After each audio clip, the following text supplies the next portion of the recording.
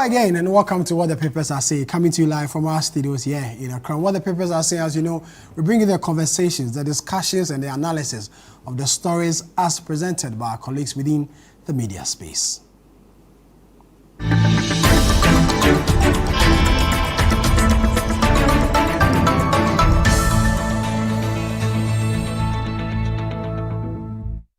A number of issues have dominated media discussion in the course of the week. The issue at the Supreme Court having to do with the ruling or the case involving the Wesley Girls Senior High School. There's one issue that has dominated media discussion. It has to do with a Muslim who is taking the school to court over some religious practices at the Wesley Girls Senior High School. And that is how the new publisher published the story. It says, Education Minister, schools won't undermine religious rights. The custodian says Supreme Court orders Wesley Girls to respond to Muslim rights claim. And City Newsroom says Supreme Court admits Democracy Hub in Wesley Girls religious rights suit. This week as well, the Inspector General of Police has dominated media discussion. It has to do with the decision of the Police Council to recommend to President John Dramani Mahama to extend the IGP's tenure by 2 more years. The IGP was supposed to go on leave end of this month, but the Police Council says the president should extend his stay for 2 more years, and that has also dominated media discussion. The Ghanaian Times says Yonu gets 2 more years as IGP. The Ghanaian publisher says Mahama grants Yonu 2 years extension. Channel 1 News says Mahama extends IGP Yonu's tenure by 2 years. Also this week, the debate on the government fiscal policy for the year 2026 was also up. Last week and this week, members of parliament from both sides have been debating the government's economic policy. And it has to do with what the government intends to do in the years to come. And that is how the Daily Graphic, published the story. Parliament repeals COVID-19 levy. The Ghanaian Times says Parliament scrap COVID-19 levy. City Newsroom says Ayaraga will move from criminal economic management to prudence. This week as well, especially Thursday, one issue that dominated conversations in Parliament has to do by the decision of the Speaker to refer the minority leader, Alexander Penyomarkin, to the Privileges Committee for contempt. The Speaker believes that indeed the Honourable Member of Parliament for the Futu constituency, some actions and inactions of his has brought the name of Parliament into disrepute. To that regard, he is expected to face his colleagues on the Privileges Committee of Parliament. And this is how City Newsroom published the story. It said Babin refers Penyomarkin contempt case to Privileges Committee. Penyomarkin rakes expulsion after Privileges Committee referral. So staying in Parliament, a ruling from the Tamale High Court says that the Kpandai parliamentary election that was held in December 2024 has to be rerun after 30 or within 30 days because they detected, or after a petition that was brought before the court detected some anomalies in the election in December. And so, for that matter, there should be fresh elections in that constituency. Many have disagreed with this particular ruling, especially those on the minority side. If you are aware, on Wednesday, the minority chief whip, Roxy Nelson Dafiamepo, raised the issue on the floor of Parliament, urging the Speaker to expel the Member of Parliament or declare the seat vacant because of the ruling of the Tamale High Court. And on Thursday, the Speaker of Parliament ruled on the matter.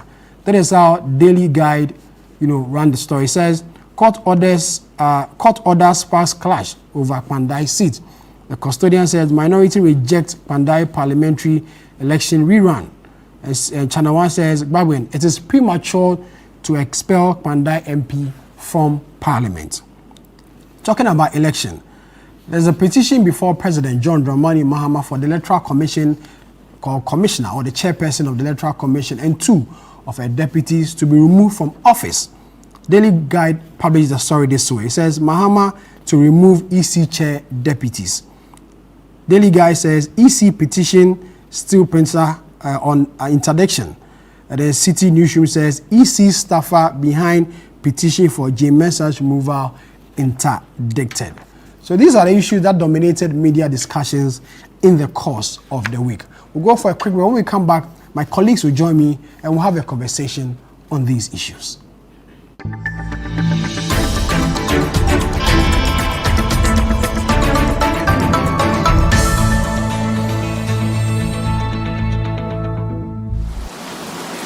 Tomorrow, a nation gathers to bid farewell to a woman whose life has shaped generations.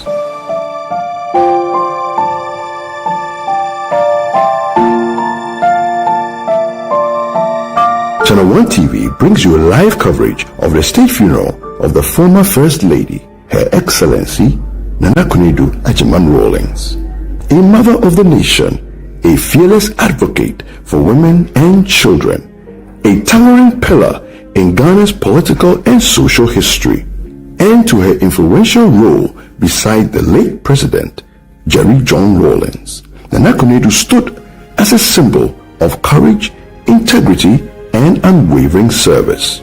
Join us as Ghana honors her legacy with full state rights, moments of reflection, tributes from leaders, and the final journey of a woman whose impact will echo for generations.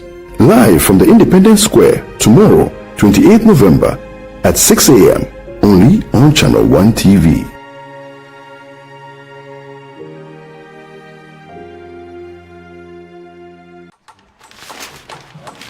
This is AFCON, my friend. Everything is a competition. Everything.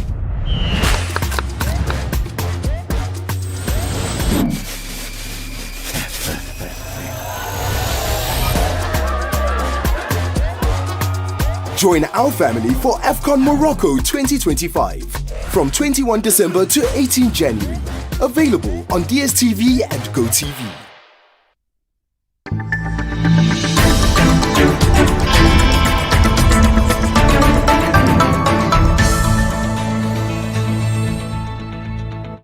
You're welcome back. You're still watching What the Papers Are Saying, coming to you live from our studios here in Accra. My name is Sami Wiafi, and tonight, two of my colleagues have joined me. Hansen Agyeman with us here at City FM and Channel 1 Television, and Salom Adunu with us here at City FM and Channel 1 Television. Gentlemen, you're welcome. Thank you. Thank you. We start from Parliament, where the Speaker of the House, Agron Babin, has referred the minority leader, Alexander Penyomakin, to the Privileges Committee of the House for contempt. It has to do with the decision of the minority leader to disagree over his exclusion from the ECOWAS delegation to the ECOWAS Parliament. Honourable members, having reviewed the complaint, the standing orders, and the governing principles, I am satisfied that the matter raised prima facie implicates the dignity and institutional integrity of this House. Pursuant to Order 34.1, I therefore refer the matter, the complaint lodged by the Honourable Member for Boko Central and a majority leader to the Committee on Privileges and Immunities for examination, inquiry, investigation, and report to the House. The committee is directed to 1. Ascertain the relevant facts giving rise to the complaint, including the actions taken by the House and by the Honourable Member concerned. 2. Review those actions taken within the framework of our standing orders and the applicable protocols of the ECOWAS Parliament. 3.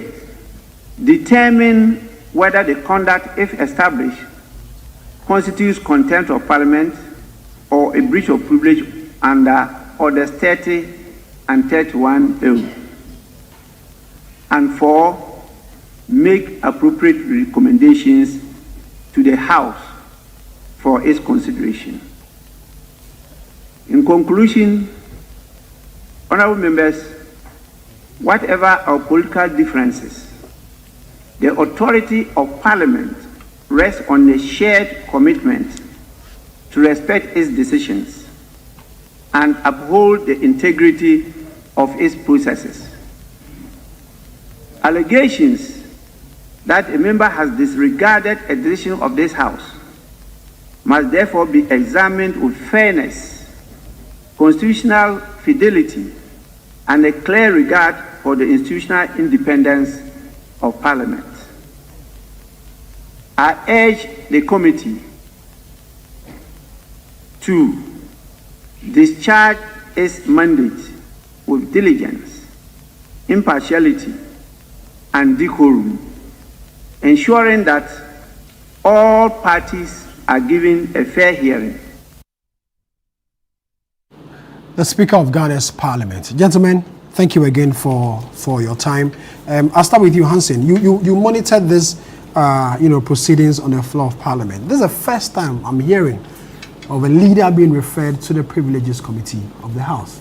I think that might be right. I do not have any fact readily to say that this is not the first time. But obviously, there have been referrals to the Privileges Committee, either as a result of misconduct or because of issues of absenteeism. And this particular instance is a matter of the actions of the minority leader allegedly bringing the name of Parliament into disrepute. The fact, as we know it, is that Alexander Penyamakin, in the past Parliament, was a member of Ghana's delegation to the ECOWAS Parliament. As a result of his efforts or activities at the ECOWAS Parliament, he was given a speakership role at the ECOWAS Parliament. With the coming into being of the 9th Parliament, the both sides presented members for the for representation at the ECOWAS Parliament. Initially, Alexander Penyamakin's name was in that list. However, a resolution by Parliament decided to take his name out of that delegation and then to replace him with his deputy in the person of Madam Patricia, the deputy minority leader. She later decided to withdraw from that delegation, and that meant that the Ghanaian delegation going to ECOWAS was without one person. What we have been told, and the aspect of the complaint from Majority Leader Mahama Yariga, which we become privy to, is to the fact that Alexander Penyamakin, the minority leader, presented himself before the ECOWAS Parliament to be sworn in as a representative and a member of that parliament, and to also continue his role in that speakership capacity he attained at the ECOWAS Parliament. We're told by this petition by Mahama Yariga that initially the ECOWAS Parliament was not willing to swear in the Ghanaian delegation, but upon further engagements, that was done. It is his view that not only has Alexander Penyamakin disregarded a resolution of Parliament, he has also, in a way, put the name of Ghana at large and Parliament, to be specific, in disrepute, and hence this complaint.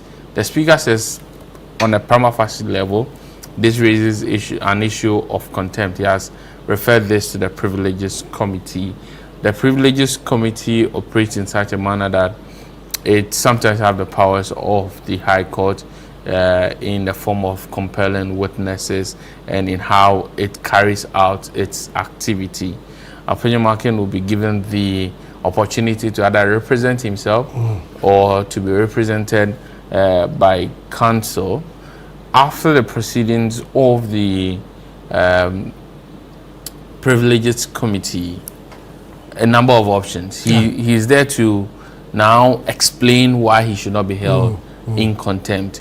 I realized that after the Speaker gave his decision, he stood up seeking to catch the attention of the Speaker. Ignored him. Well, you cannot say the Speaker ignored him. the convention in Parliament is that you catch the attention of the speaker. So, but he's a leader. Anytime the leaders right, so perhaps the speaker didn't see him. He didn't catch that. He didn't catch the attention of the speaker. I think that is the best way to address it. So, as of now, we don't have any explanation from him as to what exactly happened, and I'm sure is that explanation that he's going to give before the Privileges Committee. But conversations have already gone ahead on what could be the likely outcome. And so, per the Parliament standing orders, when you are found guilty, in the event that anybody is found guilty of contempt of Parliament, you can be reprimanded, which will be open to everybody. You can also be suspended, but that will have to be by a resolution. Okay. Or you can be expelled, and that is in the extreme sense of things. But at this moment, we can only leave the Privileges Committee to do their work, and as the Speaker indicated, that the minority leader will be given a fair hearing and the issues will be addressed fairly, so that at least if indeed he ought to be punished in a way because of his actions, it will be so. Okay. But when you talk about Privileges Committee, earlier I indicated that this is not the first time we've seen the Privileges Committee being called to investigate a particular matter. But what have you seen the results? You can talk about the 8th Parliament disturbances. Even in this 9th Parliament, there have been disturbances. Within the 8th Parliament, during the e-levy debate, in all these instances, we've not seen the Privileges Committee come out with any report. Report. And Parliament is that number one institution of the people. It's the representation of the people.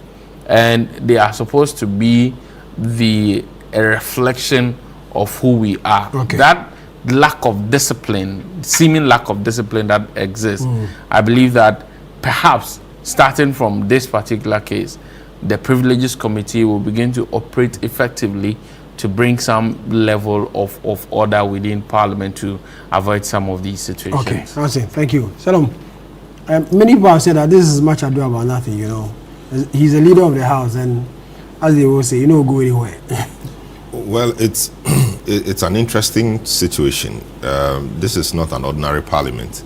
This is a Parliament that can do anything it wants to do, and by anything it wants to do, I mean by the sheer numbers in Parliament. The MPP is totally eclipsed in Parliament, that they can barely do anything. So if the NDC in Parliament actually wants to go the full haul with this, they would. But I think they really have to assess the matters fairly, impartially, and determine the matters as the Speaker has spelled out in his terms of reference to the Committee of Privileges. But this is not the first time a thing like this is happening. In 2017, the same Afenyomakin was in the center of one, okay?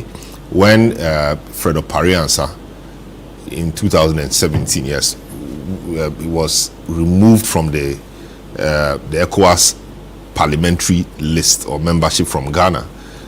He also went to Nigeria.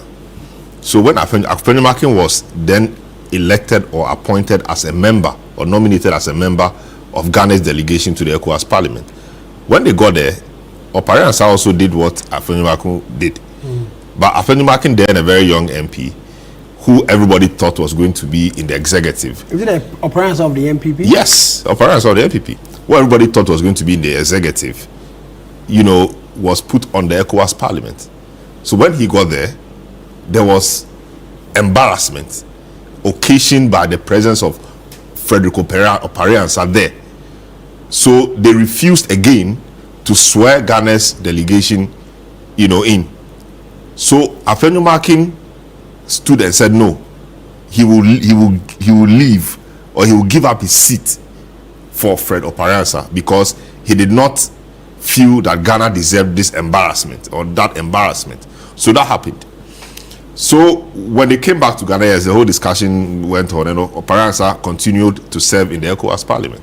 So I was surprised that Afenyomakin, who earned the applause of many, including the Speaker then of the ECOWAS Parliament, as the young MP who saved Ghana from embarrassment, will a few years later manifest the same thing. That's my surprise. In the case of Parliamentary, you know, Parliamentary was not happy with the Nanado administration, even at that very early stage. So he felt that it was an attempt to muzzle him or to get him out of relevance. So he went there on his own. And when the proper delegation came, he was still there, and he refused to cede his place. Afenyomakin was the one who gave up his seat, and things went on normally. So for Afenyomakin, about 8-9 years later, to now be the man in the center of it, I'm very surprised. You know, very, very, very surprised. And when you listen to the parties, the majority side is saying that it has become a convention in the House that the deputy leader leads the delegation, and the leaders themselves have something else they do. So that is why Ayariga did not go. He was a part of the committee, the delegation at some point, but this time he did not go. And it is his deputy, Ricky Sagan, who is leading the delegation from Ghana. And so by that same reasoning, it was expected that Afenyomakin would cede the position to Patricia PJ. That's one. Number two, because of what they claim is ECOWAS's strict adherence to female representation, about 30% of that should of the team should be women. And I think Ghana just had about 2 or so, or 1 woman. And they felt that Patricia PJ qualified in both senses, 1 being a deputy leader and 2 being a woman. And so she should be there. But whether they did this well or not, I think is where the discussion is. So the majority, I mean, there was the list, but it was reconstituted and suggested to Speaker, I'm sure using their numbers, etc. And Speaker agreed and adopted it and read it out on the floor of Parliament, that was going to be the reconstituted list. And we thought it was okay. That was in July. We thought everything was fine. Only to hear that sometime earlier this month, they went to the ECOWAS Parliament and Osahini was there. Osahini was there. And you see, the peculiarity of his situation is that he was appointed or voted the 3rd speaker of the ECOWAS Parliament. And the ECOWAS rules, I hear say that the person must resign voluntarily unless the person lost his seat or, you know, other things. So in his mind, because he remained an MP, he had to continue to be a speaker of that parliament. I don't know what the various rules will say in respect of that. That is why it's important that speaker's referral of the matter to the privileges committee is looked at properly. It's looked at without partiality. It should be impartially done so that we get to the bottom of this. But like the speaker said, prima facie, this is in contempt of Parliament, prima facie, because Parliament has made a decision that these are the people to represent us in ECOWAS. You were not part. Whatever disagreement you may have had, that should be domestic. You don't escalate the discussion, the disagreement to the international level to make Ghana become a laughing stock. That is improper. Patricia PJ, who was nominated in place of Afenyomakin, wrote to the speaker declining the nomination. Of course, that was to be expected, because you wouldn't expect her to happily take the position, even if she wanted it. Because of how it happened, I'm not sure anybody will be happy to take up that position, especially somebody who is your leader in Parliament. Yes, your deputy, you are deputy, and they're going to take over. So she said she declined it. So the question I want to know, or what I want to know, is whether APJ was there. If she was not there, who was her replacement on the committee? That question must be answered. But even if Patricia PJ did not go, was she replaced by Afenyomakin? If she was replaced by Afenyomakin, we wouldn't have been here. So it is important we know who replaced Patricia PJ, or in the eyes of Ghana and Ghana's parliament, she was still supposed to be on the committee or on the delegation. I think we need to clarify all of that. But prima facie, the conduct of Osahini, I think, did not put Ghana in good light. But this parliament, and by extension, how all its committees are constituted, it's a proportionate representation committee system. So if you have 20 MPs and the other side has 3 MPs, that is the way the committees would be. Yeah. That's why in the old parliament, the privileges committee almost had the same numbers. That's why they could not make progress when it came to the Adwoa Safo case and a few other cases, because it was in the interest of the NDC in parliament to keep Adwoa Safo there, because she was not coming to parliament. And the MPP wanted her out. And all of those things that happened, we would not see the end of that. And many other things. But this particular parliament, the MPP merely exists. They merely exist 2/3, and we have Kpandai coming up and all of that. 2/3, and that same numbers will be in the committees. Yeah. So if the NDC really want to get Appenyo-Markin out of parliament, this is a way they would use to do it. It will be interesting. Will it be legal? Yes, it will be legal because we will follow the processes.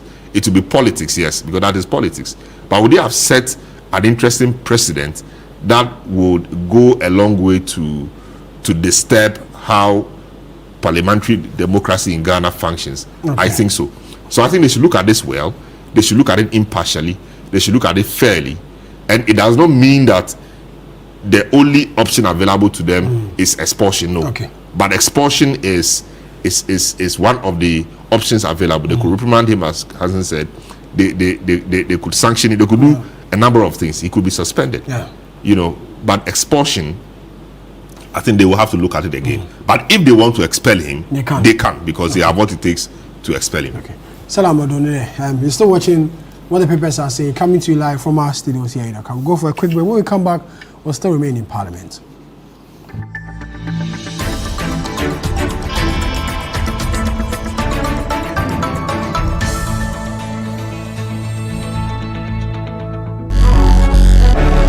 On Footprints this weekend, we have a conversation with the Paramount Chief of Asante Asokore, who is also a lawyer and diplomat, Nana SKB Asante, on his over 60 years of service to the nation and the world. You eventually got your way into Achimota School. Now, when the results came out, and you noticed that you had been accepted, what ran through your thoughts? It was a total surprise. My mother, who was away at that time, came back at the time when I think I was doing a Boy Scout camp at Drabin. So she paraded through the streets of Asokore, jubilating that he had made back through. That was quite a venture. I mean, when I went to Achimota, you ask anybody from Ashanti, where do you come from? They say, I come from Kumasi. They asked me, and I said, I come from Asokore, and said, where is that? One of the most interesting projects that I worked on was my visit to China. They made a deliberate policy under Deng, the leader, the Chinese, to liberalize their economy by establishing an open door policy for the admission of foreign investment. I and my colleagues went to China in 1980, where we were asked to first of all produce a comprehensive report on the phenomenon of transnational corporations, the financial, the legal, and other aspects. So these are things you helped craft? Absolutely. For the Chinese? For the Chinese. There's no question about that. I have letters from the Chinese thanking me. Footprints airs every Friday at 7 p.m. with a repeat on Sundays at 5:30 p.m. only on Channel 1 TV. This is AFCON, my friend. Everything is a competition. Everything.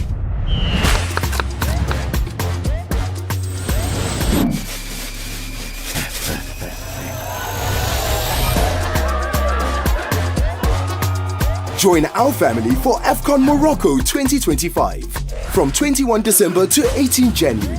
Available on DSTV and GoTV.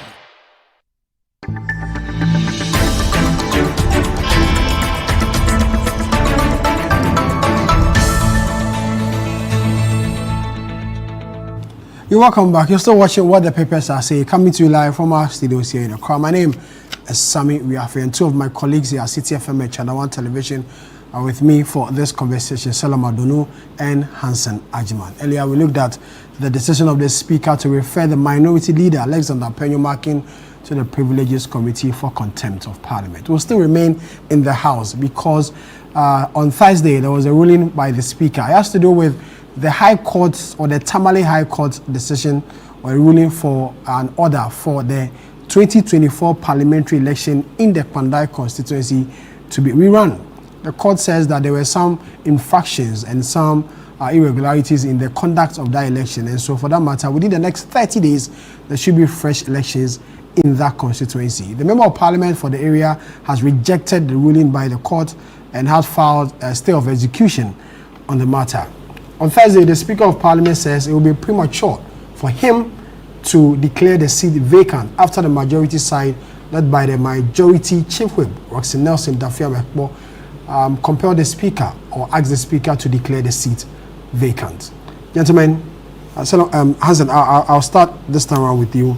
The Speaker says it will be too, early to declare the seat vacant because already Martin Ndam has filed, a stay of execution and likely to appeal the matter. So until then, he can't really declare the seat vacant. So the Speaker's ruling was on two levels. Yeah. The first has to do with a Court of Appeal rule in CI 19, which indicates that when a ruling or a judgment has been given at the High Court, which has the potential of being appealed, then there's a mandatory 7 days of execution on that on that particular ruling or judgment. What that means is that once the judgment is given, within the first 7 days, you cannot enforce it. And so it is after the first 7 days that you may be minded to take steps to enforce it. Now, the ruling or the judgment in the Kpandai case was given on November 24. Today is November 27. And so if you look at it carefully, it is after December 1 that technically you can be minded to enforce it. And so that is where the Speaker's ruling of it being premature arises. Now, within that 7 days, the parties in the case are expected, or it's reasonably anticipated, that the parties will consider the ruling or the judgment and take their next line of action. Either they will want to appeal or they want to seek any further remedies if need be. In this particular instance, Martin Ndam, through his lawyers, he has indicated to us that he intends to appeal. And so on that particular day, he filed a notice of appeal, and then I'm sure his team is working on the appeal. He's also filed a notice of stay of execution and will be following up with the application for the stay of execution. Now, then there was a second leg to the Speaker's ruling, which I think falls in line with what has been the practice so far, where he indicated that after the 7 days, when Martin Ndam decides to now appeal the decision, it will also perhaps create problems for enforcing the current decision of the High Court. He makes the point so because when he files the appeal and he applies for the stay of execution and the Court of Appeal is minded to grant the stay of execution, then you would have to wait for the Court of Appeal to be done with the proceedings before you can go forward. And I say this is in line with what has been practiced. If you take the Ascend North case, for instance, the NPP at the time secured a favorable judgment at the High Court. At the Court of Appeal, they secured a favorable judgment, but in all this, they couldn't enforce it. And so they managed to get an interpretation question, or let me say, for want of better words, they sent an interpretative question to the Supreme Court. It was at the time of listening or dealing with the interpretation question that the Supreme Court made a declaration for the election to be nullified and for a rerun in a synod. And so you get the point that before the actors within the space will act, they would like to hear from a higher court. So technically what was supposed to happen is that after the High Court has declared the seat vacant, the High Court has nullified the election, the Speaker will then now tell the Clerk of Parliament to notify the Electoral Commission that there's a seat vacant. Then the Electoral Commission will now take steps to organize a fresh election for that particular seat. And so the administrative processes that Parliament will have to go through, from what we've observed so far, Parliament is more minded to wait for the matter to be heard finally. Again, this has to do with the issue of representation of the people, and it is one that in our democracy we hold dear, and institutions of state will have to work towards protecting it. Perhaps this case, of course, will go to the Court of Appeal. We get to hear what the three-member panel will say about it. But there's a position currently that when it comes to issues relating to elections petition, that with respect to parliamentary election petition, the final appellate court is the Court of Appeal. So you can't travel to the Supreme Court. That is the current position of the law, that they can't travel to the Supreme Court. Okay. So if that is the case, I think that it's a prudent step to say, let's wait for the Court of Appeal to dispense with the matter. But again, in the current political space that we have, it can be quite difficult to get that consensus to say that even though I've won at the High Court, I'll wait for the Court of Appeal to be done so that we have a finality to the matter. But what if you wait and the person now decides to test the law to even argue further to say that indeed the Supreme Court should be able to exercise some appellate jurisdiction over parliamentary election petition cases? At this particular point in time, we can only wait for the proceedings at the Court of Appeal. But I would not be surprised that after December 1, the majority would retable the motion to the Speaker of Parliament, because essentially the Speaker of Parliament is telling them that my hands are tied because of that mandatory stay of execution in the Court of Appeal rules. However, the aspect of the appeal itself frustrating the execution of the ruling is a matter of may. It's a matter of certain incidents happening. And so perhaps if the majority are so interested in this matter, after December 1, we may come back to the situation. Salom. Well, it's an interesting situation. So, of course, it's a stay of execution, which is statutory. That, like Speaker rightly said, after judgment, you don't just go straight into execution. You let some 7 days pass before you do that. Even beyond that, the gentleman has filed a notice of appeal and followed it with a stay of execution application. And stay of execution application necessarily operates as a stay on execution, and once it is filed, nothing should be done. That is the law. So what normally happens is that when you want to file a stay of execution, you take a very long date so that you have more time to do what you want to do, because within that period nothing can happen. In the current situation as we have it, the Court of Appeal and Supreme Court will not just give you a date. They will not give you a date instantly. They they will get to a date later. That even prolongs the thing.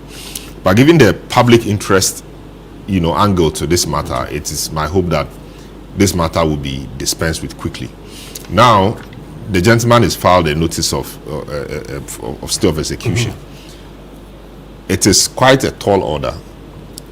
First, the court itself will have to hear the stay of execution application.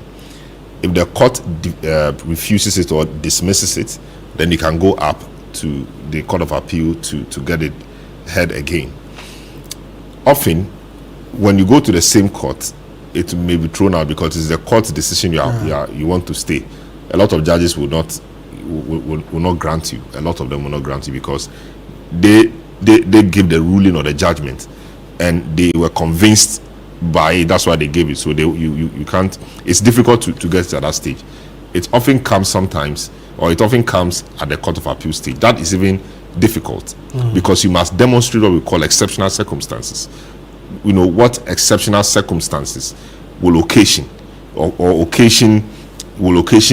the court to grant the stay of execution, and that exceptional circumstances is not necessarily objective. So it's a very tall order.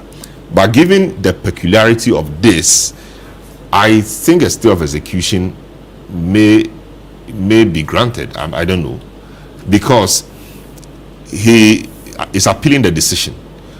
If you go ahead to declare the seat vacant and he appeals and wins, and there's a new MP elected, what would you have put yourself in? So given all of this, what I will urge is an expeditious, disposal of the matter at the Court of Appeal, because after the Court of Appeal, you cannot go to the Supreme Court, and that is by law, and it's in the Constitution. The parliamentary cases are heard by the High Court. After that, they go to the Court of Appeal. They terminate at the Court of Appeal. Okay. So it should not be a long matter. They should quickly put a panel together to look at the issues quickly, and in a matter of months, I'm sure this matter can be decided. Then whatever the decision is, if there should be a rerun of the election, we do that. If the gentleman indeed won the election, then he continues to serve. I don't think we need to split hairs over this. It's quite clear. If you declare the seat vacant and the Electoral Commission goes ahead to organize another election and somebody else wins, and the court, once the matter is in court, and the court eventually says that no, the guy didn't lose, so the court below made a mistake, then what situation would that would have been an absurdity. What situation would you have put us in? So for that reason, I think the stay of execution may succeed, coupled with the fact that the people may be without a representation or representative.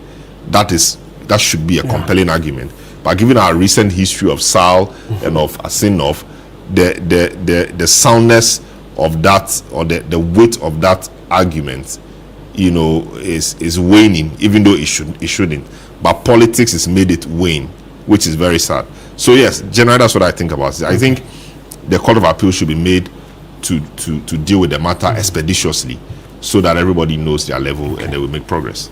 All right, we still stay in the courts, because the Wesley Girls Senior High School is in the news and in the court as well, because of some religious practices where some Ghanaian Muslim is challenging in the Supreme Court. Hansen, you are a court correspondent. You've been following this issue.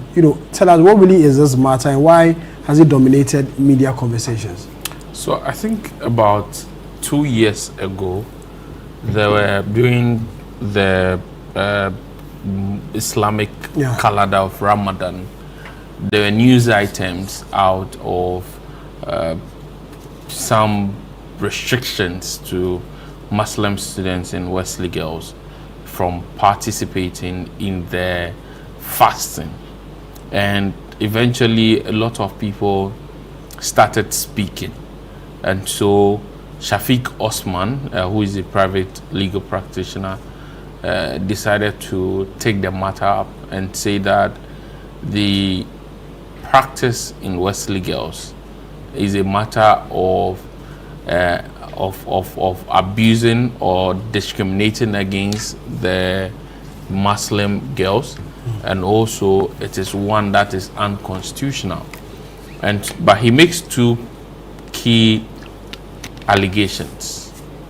The first allegation he makes is that Wesley Girls first restricts the, you can put it, Muslim girls, students, from first identifying as Muslims within the school. That's the argument the guy is making. So that's the first allegation, that if you're a Muslim student, you cannot identify as a Muslim in terms of your practice. So you cannot pray, you cannot fast, you cannot do all the other things you do as a Muslim. Then the second allegation is that they are now forced to join the Methodist worship or way of worship, because the church, the school was built by the Methodist church. So on these two allegations, he's saying that it is against the rights of the students to exhibit their religious beliefs as is mandated or enshrined in the 1992 Constitution. I think that this on this matter, there are certain facts that we can agree and not stretch on. The fact that some of these schools are built by the churches, because I've seen some people who tend to argue that some of the schools were built with support from the missionaries or with support from the colonial government. But whatsoever, however you see it, the character of the schools are that they were built by the churches and they are mission schools. I think it is one that we can agree on. Now, the conversation has become topical because the decision that will be taken in this particular matter, a lot of people are not seeing it to be restricted to Wesley Girls, but might affect a lot of schools who are mission schools in themselves. And that's why you've seen a joint statement from the Catholic Bishop Conference and the Christian Council, because they don't see it as just a Wesley Girls struggle. They see it as a matter that would ultimately impact the running of these schools. Now, not to go into the details of the case before the Supreme Court, but in my opinion, and having gone to a Catholic school, which is a seminary, that's St. James Seminary to be specific, I think that Wesley Girls is on a different level compared to a number of other mission or faith-based related schools that I know.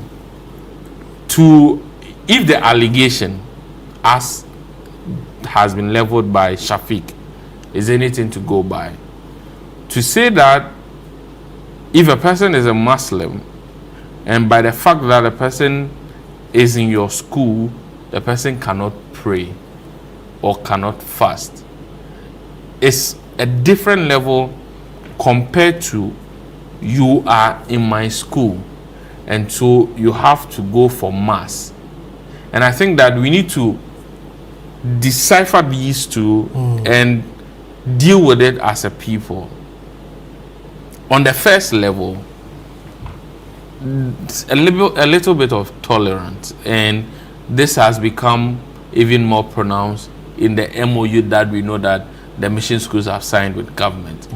You should be able to tolerate the students to exhibit their faith in a certain way that will not conflict with school rules necessarily, that will not also clash with the schedule of the school.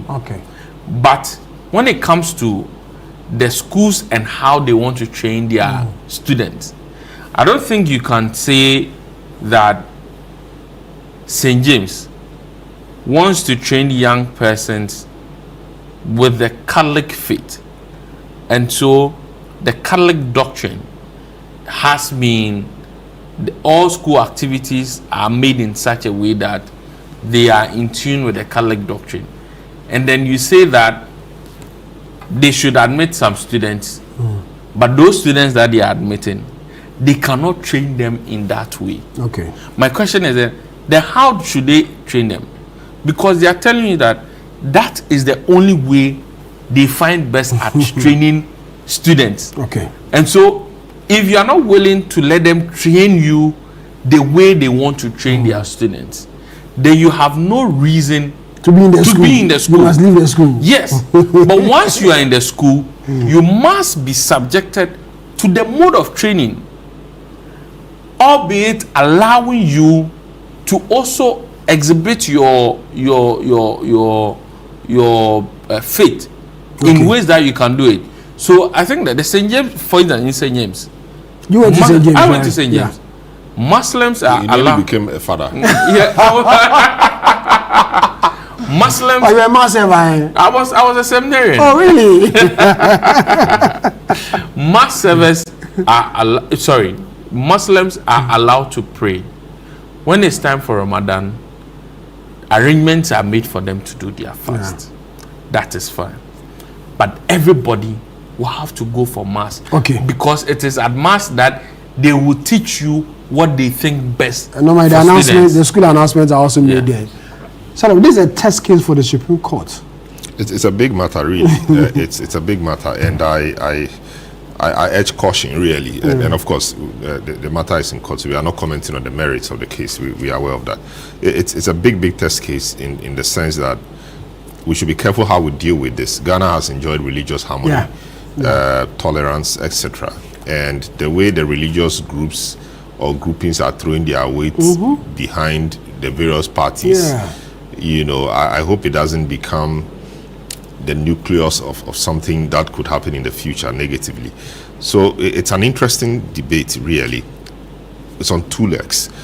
One, the schools were established, or Wesley Girls was established by the missionaries, by the Methodists, and they established the school for a purpose. They established the school to train people in their faith. Okay, to train people in their way of life, to train people with the Bible, So every rule in the school is modeled after the Bible, or is modeled after the way the missionaries feel will be appropriate to train these students. And indeed, over the years, it's been proven that these methods have worked well. That is why the mission schools are some of the best. If you take 10 best schools in Ghana, about 80% of them will be mission schools. And it's not for nothing. It's because of the kinds of training they have given the people. Discipline, being at school functions, not being here when this is happening, doing things a certain way. That is discipline. And in the days of old, our parents went to mission primary schools, etc. And they will tell you that on Sunday you have to come to church. If you don't come to church on Sunday, when you went to school on Monday, you suffered. They did this because they wanted to propagate their religion. That was the way they did it. So once you chose to go to that school, you have to play by their rules. But these were days of old. But now there is a lot of civilization. There's a lot of right, assertion, etc. People are assertive about their rights, etc. The other leg of the argument is that even though it was a mission school, or it is a mission school, the schools were taken over by government. And now these schools now enjoy government subsidy. Government subsidizes the schools, or government largely takes care of the schools. One, the government pays the teachers. Government is in charge of infrastructure. Government does other things. And that's public funding. Sorry. Public funding largely is from taxes. Taxes are contributed by citizens and other people in the country. Muslims and people of other faiths are also contributors of taxes. So it means that once you are enjoying subsidies, money from these people are also being used, or is also being used to take care of the school. The school now takes on a public character. And once it takes on a public character, there is a duty upon the state to protect all religious freedoms and religious rights. That is where the matter is. It will be interesting to see how the Supreme Court will look at this. What I also want to understand, or wish I knew, was how schools like Tia Amas in Kumasi or the Muslim mission schools, how they manage that. When it's Sunday, do they allow everybody to go to church, or they allow the Christians to go to church and allow the Muslims to sit out. I really want to understand how it works. But of course, I can understand, I can guess how it will work, because the Christians will go to church, because it is predominantly a Christian country, even though it's a secular state. So perhaps a lot more people will be Christians there than Muslims. And you trying to suppress the Christian manifestation of faith will be a big deal. I really hope that we handle this with a lot of caution, so that this does not degenerate into anything nasty later on. Salam, thank you very much. This has been another exciting edition of What the Papers are saying. That came to you live